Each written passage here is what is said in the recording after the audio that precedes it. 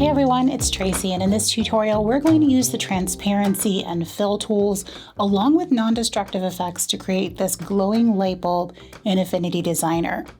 I'm using the iPad version of the app, but if you're working on the desktop version and you know where the tools are located, you can easily follow along. So this is a 100% flat vector illustration, which means you can scale it infinitely and print it at any size.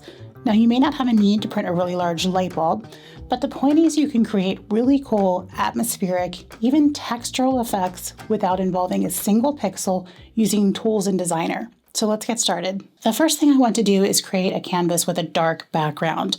The DPI of your canvas doesn't matter because again, we're working with all flat vector shapes and non-destructive effects. No pixels will be involved. So I have a 2000 pixel canvas at 72 DPI set up here. Now we're working on a dark background for two reasons. First, of course, we're creating a glowing light bulb and it's going to read better on a dark background.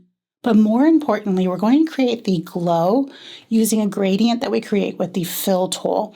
And we want to be able to knock out any dark areas of our gradient by setting our layer to screen blend mode, which is going to work best on a dark background. So I've chosen pure black, but you can select any dark color you'd like. Let's start by creating the bottom part of the light bulb, so the part that screws into the socket. I want to create a slightly rounded rectangle, and I'm going to use the neutral gray from the Quick Colors in the Color Studio. Technically, the color of this shape doesn't really matter because we're going to be adding a metal gradient to it. However, we're also going to be creating some highlights and shadows that are going to be gray tones, and it's easier to start with a gray base. So with my rectangle tool selected, I'll just drag out a long rectangle, and I need to round this off. So I'll tap to curves and go to my corner tool, and I want to select all of my nodes just by dragging across them. I'm going to zoom in here so you can see what I'm doing. Now I don't want this to be a pill shape. I want this to be a true rounded rectangle. So I'm just going to bring it up a little bit. Let me zoom in a little further here. I want to show you something with the corner tool that's really important to keep in mind. If you see on my shape here, I have these two little red dots. That's what's helping to create the rounded corners. If I were to grab my move tool and just start scaling this down, you can see that the corners continue to round off until I have that pill shape that I didn't want. So let me two-finger tap and bring that back. With my corner tool selected, before I do anything else, what I need to do is hit Bake Corners. What that's going to do is create permanent smooth nodes around the corners so that if I scale this up and down, those corners will scale with it. I want to create 6 total rectangles, and I'm going to do that using the Power Duplicate function. So with my Move tool, I'll select my shape. I'll make sure I have snapping on because that's going to make it easier. And I'll tap and drag down while I hold 2 fingers down on the canvas so it snaps right into place under that first shape. Now with it still selected, I'll go up to Edit and hit Duplicate 4 more times, so I have a total of 6 rectangles. Now I mentioned that I want to add a metal gradient to this, and I want it to be on the overall shape, not on the individual layers that make it up. So I'm going to drag across and select all 6, and I want to combine it with the Add function in the Edit menu. So now I'm working with 1 curve rather than 6. Now before we add that metal gradient, I want to add those shadows and highlights that I mentioned, and we're going to do that by using the rectangle tool again. So this is where starting with the neutral gray is going to help us. So this is our base color here, and I want to get a shadow color that's darker than that. So I'm just going to drag down with my pencil from that color dot, and you can see that it's changing the color.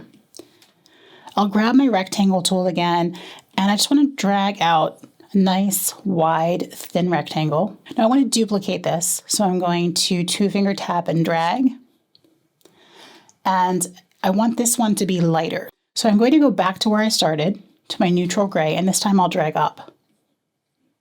Now, I'm not going to change the blend mode on these. I'm going to leave them as is because they're going to be covered by that metal gradient. So I'm not going to worry about that.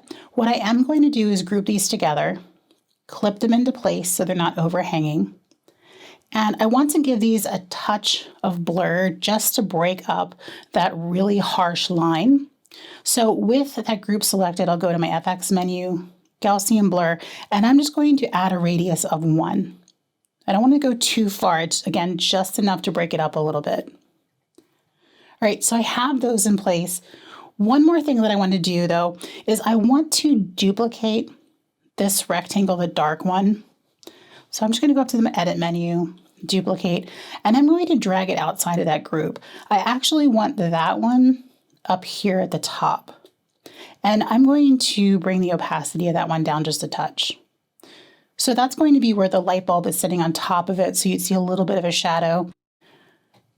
But I don't need to duplicate this anymore. I just need that one shape. I am, however, going to grab this group and power duplicate it down. So I've duplicated my first one, and I'll do Edit, Duplicate, until I have all of those little indents covered. And you can zoom in and just see if everything landed where you want it. If not, just go ahead and adjust them. All right, so I like the start that we have here with the highlights and the shadows, but it's still looking really flat. It looks very boxy rather than rounded, which is what we need it to look like. What I need to do is force the perspective that this is basically receding into the background because it's rounded off, and we're going to do that with a metal gradient. So I'll go to the top level shape, that overall curve, and grab my fill tool and just drag out a gradient. Just a regular linear gradient. Now it starts you off with 2 nodes, but you can add and remove nodes as much as you want. So I'm going to tap just a bunch of nodes here. I can always remove them or add more if I need it. And what I want to do is make the very edges, the very sides of my shape as dark as I can. And I'm going to add a couple of highlights across it, as well as various tones of gray, and that's going to give it that metal feel. So let's start with the highlights. I'm going to tap this node right here, and I'll choose white. And you can see that I get that harsh line right under the node, but these little handles here are going to allow me to diffuse it and make it wider or more narrow. So I like how this one is looking. I'm going to add another one over here. And I'm going to diffuse this just a little bit more. Make it a little more narrow there. All right. Now I want to add black on either side. So I'm changing my end node to black, and I want to move it in just a touch. And I'll do the same thing here.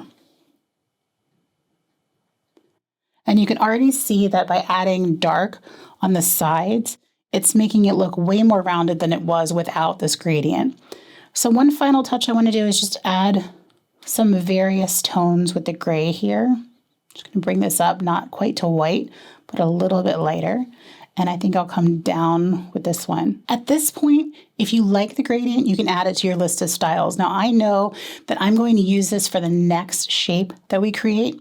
So I'm going to select my curve with my Move tool, and I'll go to the FX menu, and at the very bottom, you'll see Styles. Now I already have my own menu set up here. I've done that by going to the burger menu at the top and choosing Add Category, and then I renamed it the same way.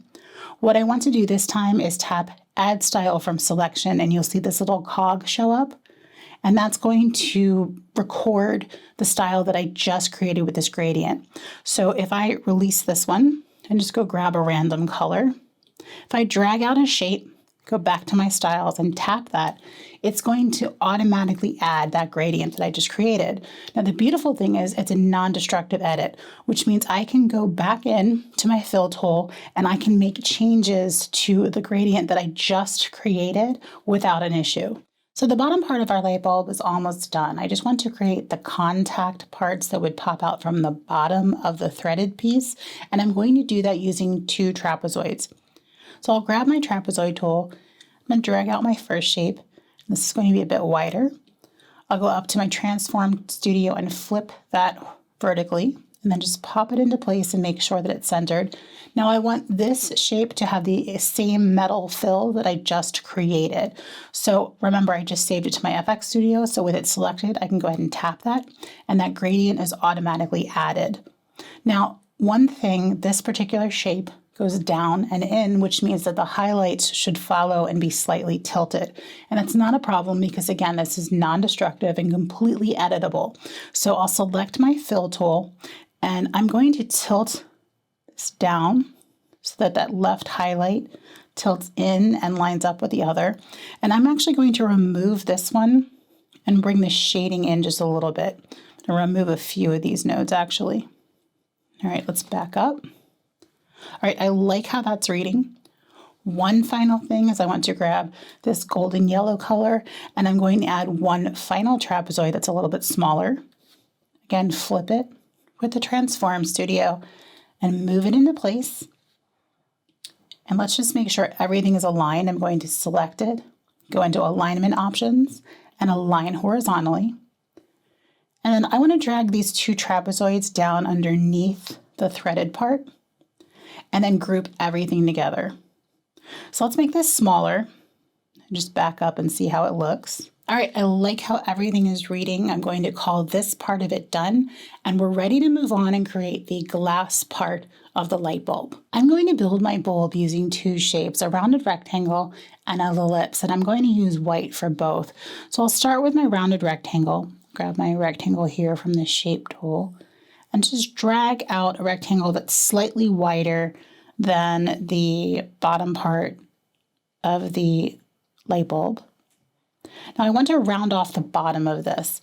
I'll go ahead and tap to curves, grab my corner tool, select the bottom two nodes by dragging across, and I'll just bring the radius up a little bit more than I did for the others. All right, remember to bake your corners. Next, I'll grab my ellipse tool. Now, the shape that you create right now is going to help inform the final shape of your light bulb. So if you want more of an oval, create an oval.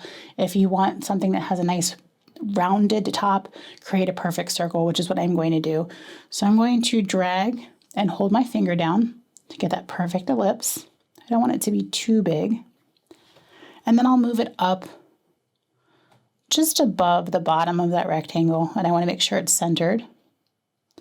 Then I'll select both shapes and I want to add them together using the add function. And then one final step that I want to take is once again grab the corner tool. I'm going to drag across to select these two nodes and drag the radius up as far as it'll go. And again, bake the corners. So this is a great start, but obviously this is way too opaque. We're going to start creating some transparencies using the transparency tool next. So we're at the point where we want to add a little bit more life to this. We need to make it look rounded and more transparent. I've started out by duplicating my shape 3 times. One of them is an emergency shape, just in case I need to start over again. I don't have to rebuild my bulb. The other 2 we're actually going to use to add a little more dimension to our light bulb, but I've turned them off for now because we don't need them. So I have that top curve on and selected, and I'll go to my transparency tool, which looks like a wine glass, and just drag out an initial transparency. Now it's giving me a linear one. I actually need this to be elliptical, and I need to reverse it because I need the inner part to be transparent and the outer part to have a little bit more of a white haze to it. I'm going to start dragging my handles out and drag this little diffuser out. And let's just deselect. All right, I have a good start here, and don't worry if it's really subtle looking. We're actually going to be adding dimension with those other shapes that we just created. So I like the start of this, but obviously it has no life. I need to add a little bit more to it. So the next thing I'm going to do is turn on one of those duplicates, and I'm going to flip it from a fill to a stroke. Now this is way too big. Let's bring that down. And I'm going to go to my FX Studio, tap Gaussian blur, and just drag that up. All right, now I want this to be clipped inside of my curve because I don't want any glow outside of it. We're going to create the glow later using a totally separate gradient. The next thing I want to do is turn on another duplicate, and I'm going to change this to black, and again, flip it to a stroke. And I want this to sit on top of the one that we just created. So I'm going to tap Gaussian blur, and once again, just start dragging up. Now, if I zoom in, you can see that I have the main shape. There's a very faint black diffused line and then a faint white diffused line. And that's the start of creating the dimension.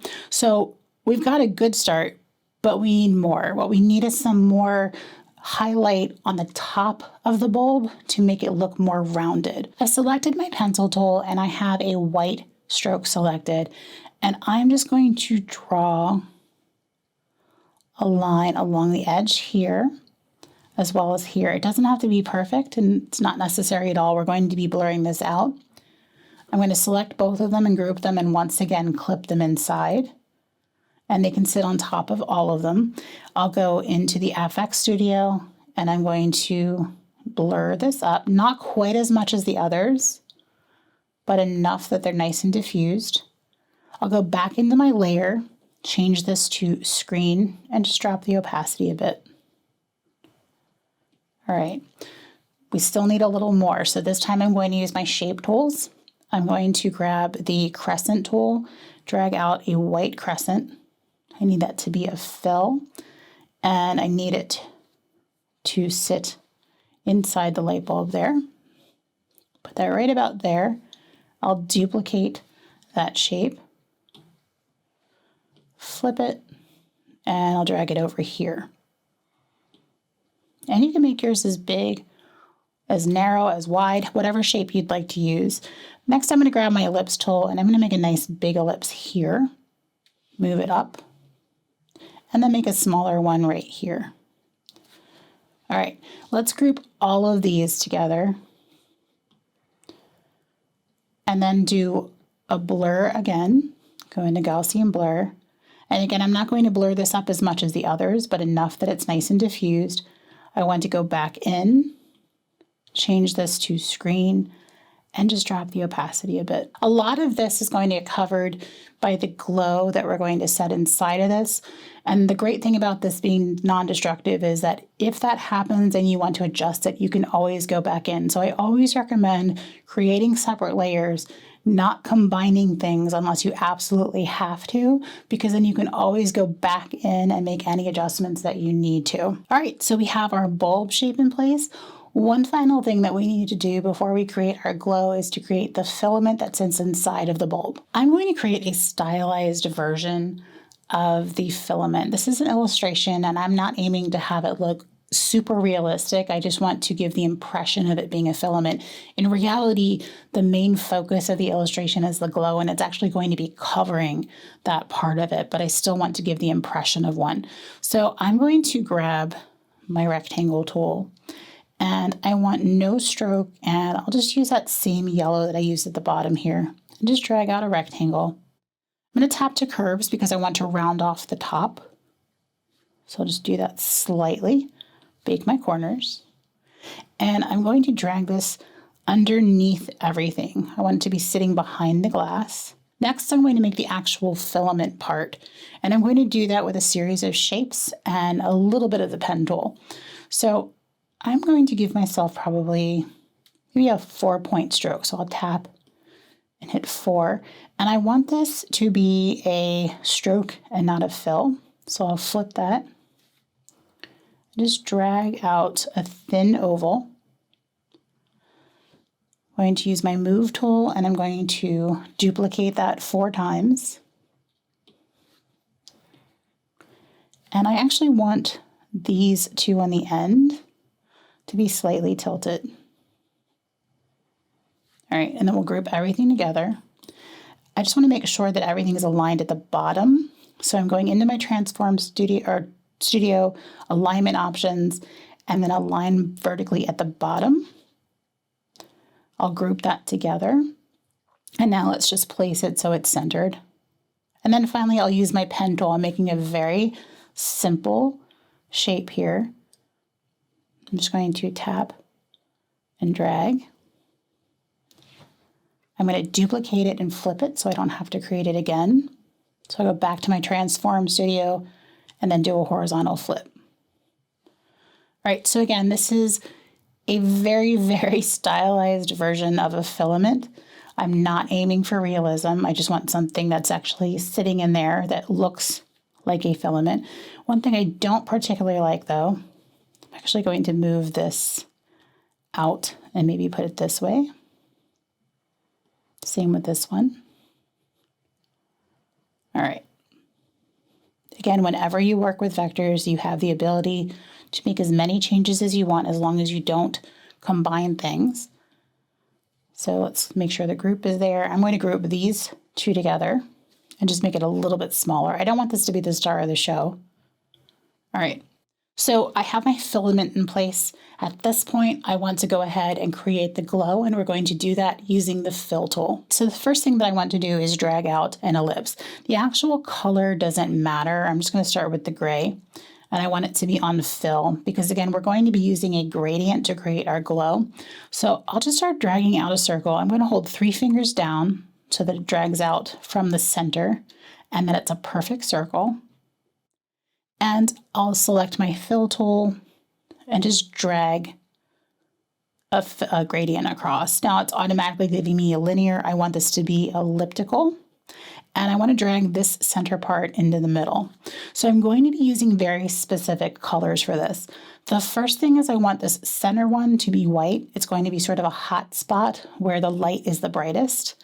And on the very edge nodes, I want them to be pure black. And it's very important that they're pure black because I mentioned very early on that we're going to setting this layer to screen blend mode, and we want the dark parts to be knocked out. And that's going to happen as long as this is pure black. And then I'm going to add one final color. So I'll tap and add a node and use that same golden color. Now, if I release this, it just looks like a giant ball with a slight gradient to it. That's not what I'm aiming for here. So the first thing that I want to do is take that layer, and I'm going to change my blend mode to screen. Now, first, of course, you can see the light bulb coming through, but more importantly, what that's doing is if I start dragging this in, you can see that the black is being knocked out, and I'm left with the gradient from the golden yellow and the white. Now, the problem is I don't have a ton of room to work, so it's making me pull that in very tight to the bulb.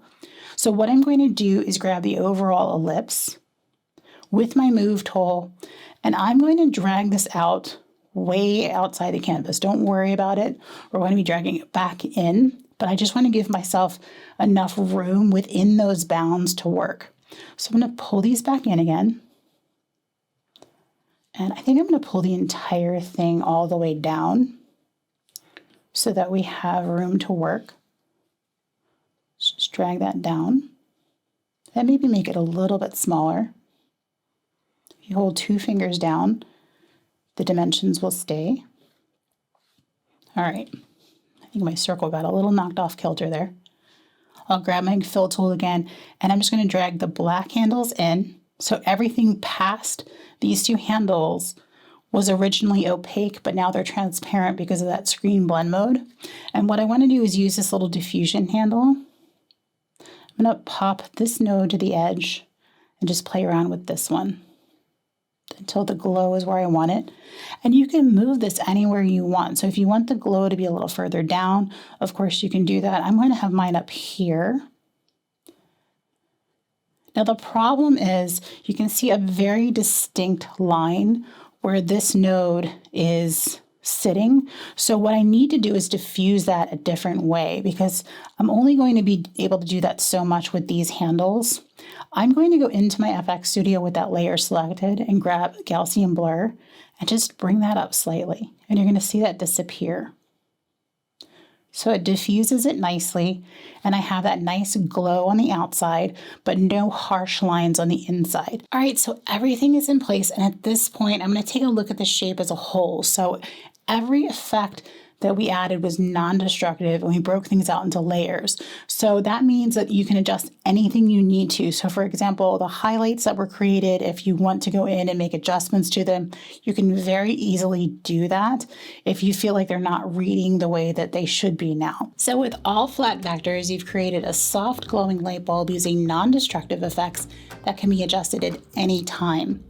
If you have any questions about what you learned in this tutorial, let me know in the comments. And I'd love to know if you've used the fill and transparency tools in your work, and if so, how.